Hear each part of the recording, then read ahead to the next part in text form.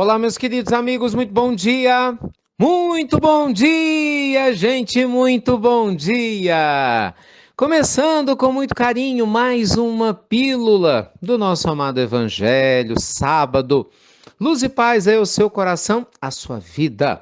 Em período de pandemia, em período de coronavírus, em período de quarentena, um convite para o nosso mergulho interior. É ou não é?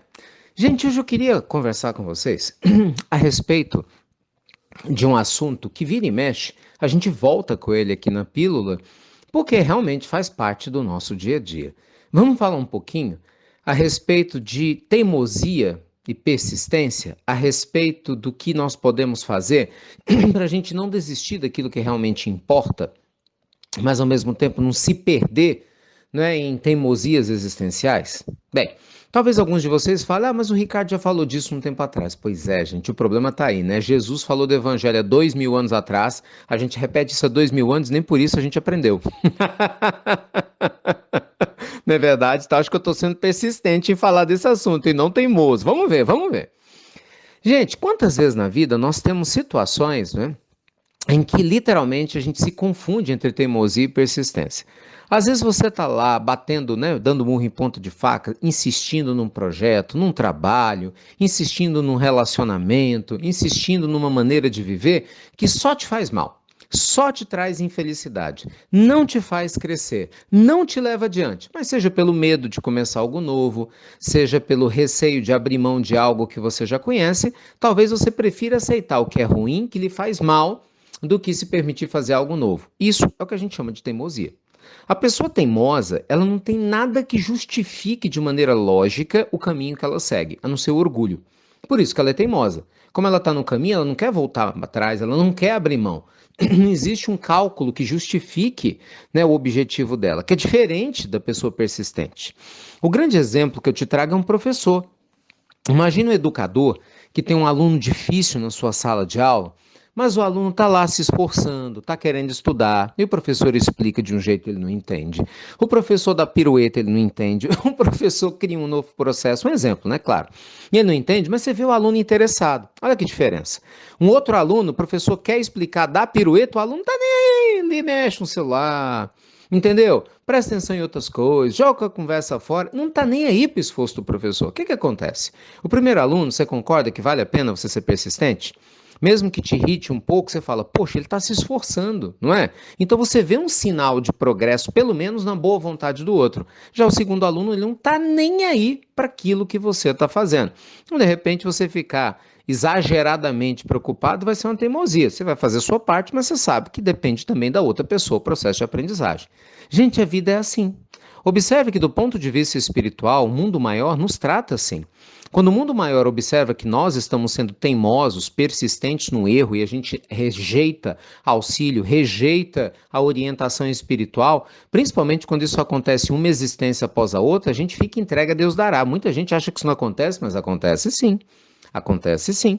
Nós temos um livro belíssimo, Tormentos, né, Dramas da Obsessão, desculpem, do Dr. Bezerra de Menezes, né, que Dona Ivone Pereira nos trouxe, nos mostrando exatamente uma história nessa linha. Durante tantos séculos, uma determinada família se abandonou sem aceitar, né, todo o auxílio espiritual recebido, chegou uma hora que eles ficaram sem anjo guardião, sem nada durante um tempo para sofrer mesmo.